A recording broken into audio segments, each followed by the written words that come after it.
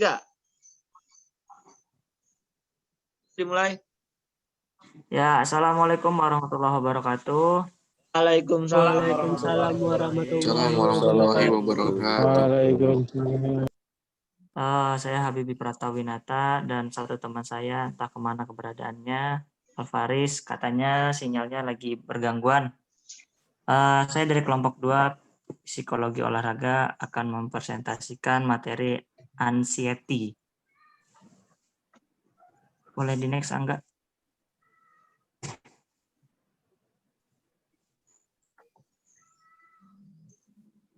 Apa sih anxiety itu?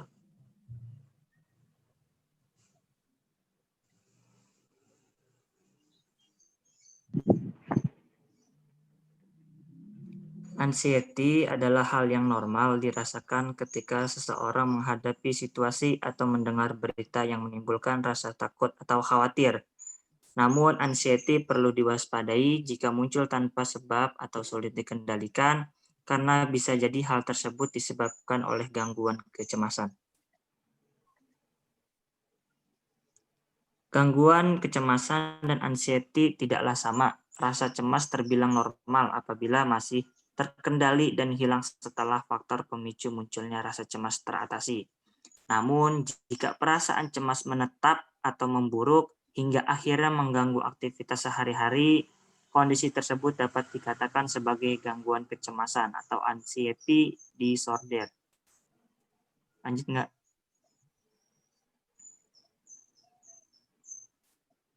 Beberapa definisi anxiety atau kecemasan.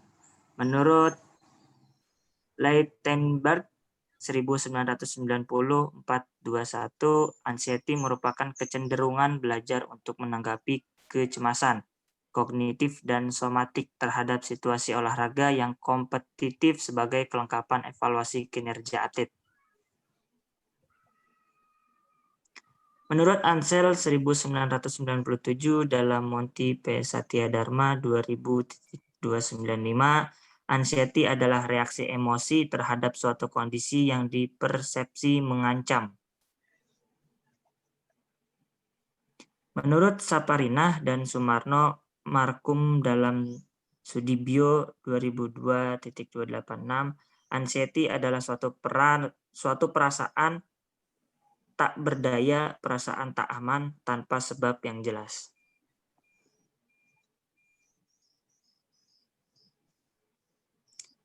Gejala anxiety.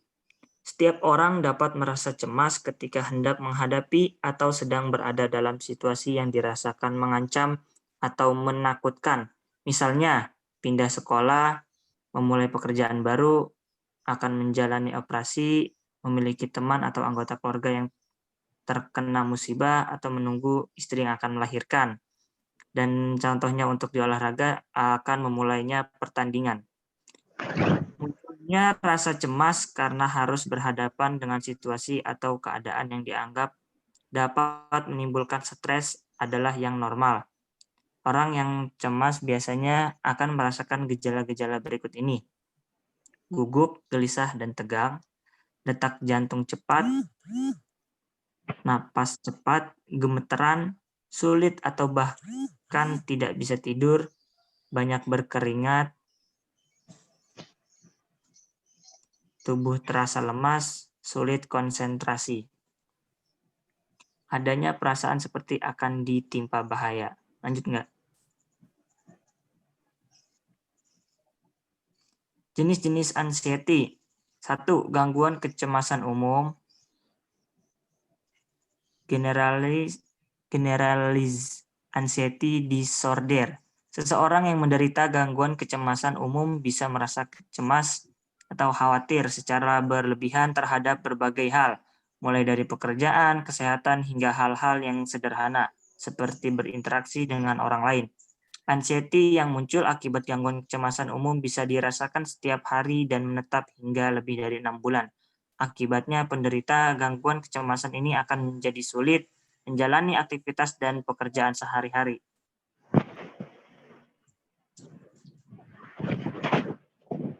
Fobia. Fobia merupakan jenis gangguan anxiety yang membuat penderitanya memiliki rasa takut yang berlebihan dan cenderung tidak rasional terhadap suatu benda, binatang, atau situasi tertentu yang tidak menimbulkan rasa takut pada kebanyakan orang.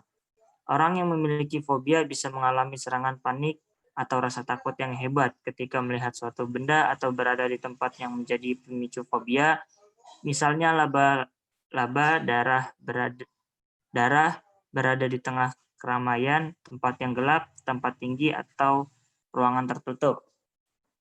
Yang ketiga, gangguan kecemasan sosial. Penderita gangguan kecemasan sosial atau dikenal juga fobia sosial memiliki kecemasan atau ketakutan yang luar biasa terhadap lingkungan sosial atau situasi di mana mereka harus berinteraksi dengan orang lain. Penderita fobia ini selalu merasa diawasi dan dinilai oleh orang lain, serta takut atau merasa malu secara berlebihan saat berada di keramaian.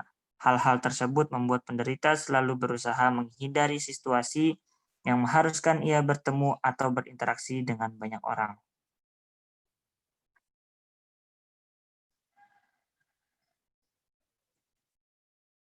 PTSD, Post Traumatic Stress Disorder.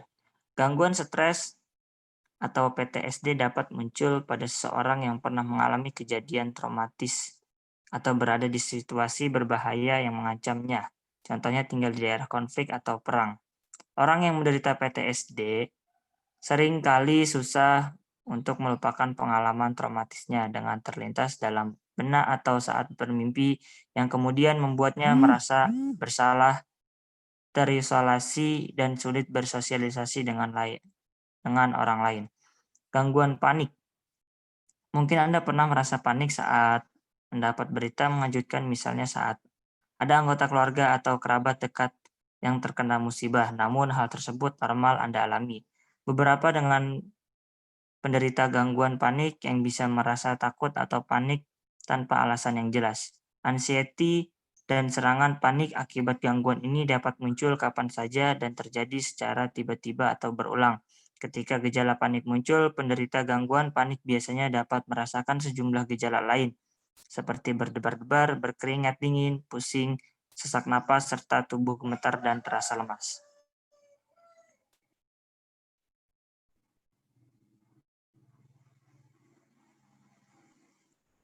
Yang keenam ada gangguan obsesif kompulsif. Orang yang menderita gangguan OCD memiliki kecenderungan untuk melakukan sesuatu secara berulang-ulang untuk meringankan rasa cemas yang berasal dari pikirannya sendiri. Contohnya mencuci tangan harus sebanyak 3 kali karena ia berpikir tangannya masih kotor. Gangguan ini sulit dikendalikan, bersifat menetap, dan dapat kambuh kapan saja sehingga membuat penderitanya terganggu untuk melakukan aktivitas sehari-hari.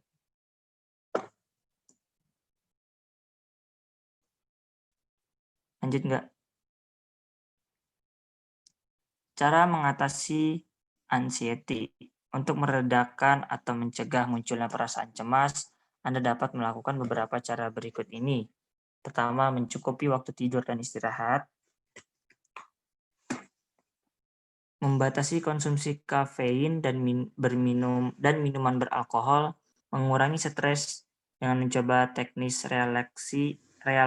relaksasi, misalnya meditasi dan yoga. Melakukan aktivitas fisik atau berolahraga secara teratur, mencoba bertukar pikiran atau curhat dengan teman. Lanjut.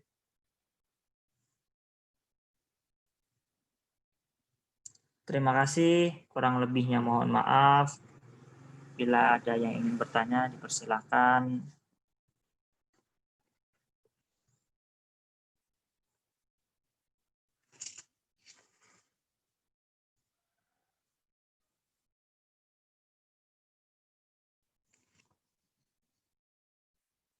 Ada yang ingin bertanya, dipersilakan.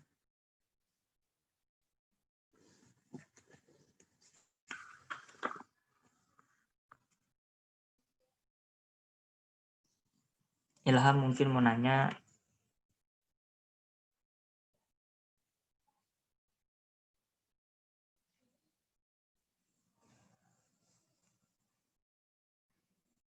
Abdul Rojak. Ya, oke, siap. Ilham Al-Wahdi, dipersilakan. Tadi materinya apa? Anxiety. Anxiety ya? Ya. Nah, di sini kan ada jenis-jenis anxiety ya. Yang pertama ada state anxiety, keadaan emosional yang terjadi mendadak pada waktu tertentu yang ditandai dengan kecemasan, takut, tegang, dan biasanya kecemasan ini terjadi saat menjelang pertandingan. Nah, menjelang pertandingan, hal apa sih yang harus kita lakukan agar tidak cemas gitu akan pertandingan tersebut, tidak beban akan pertandingan tersebut? Bagaimana cara melakukannya? Ada lagi dari teman-teman yang lain mungkin?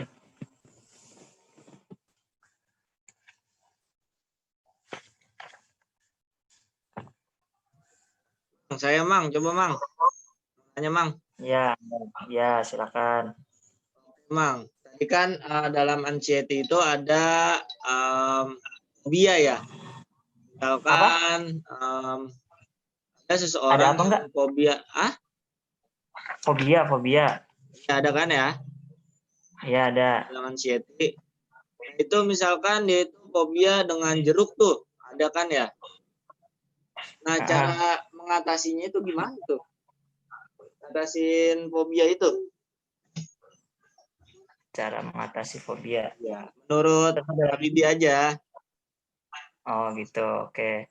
Udah ya, cukup ya.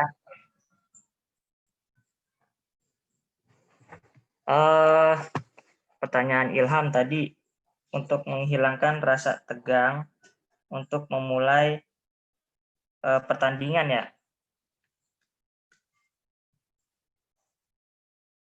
Iya betul Habibie.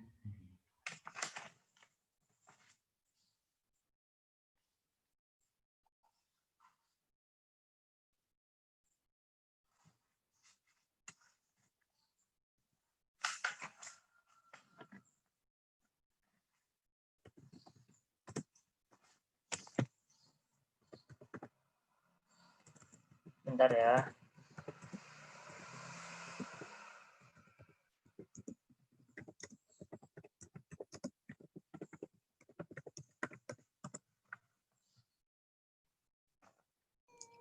Yang pertama, untuk menghilangi rasa takut atau rasa tegang untuk memulai pertandingan itu, kita lakukan tarik napas nih sedalam-dalamnya, biar rasa tegangnya itu hilang. Terus berpikir positif, yakin bahwa kita akan menang untuk melakukan pertandingan tersebut.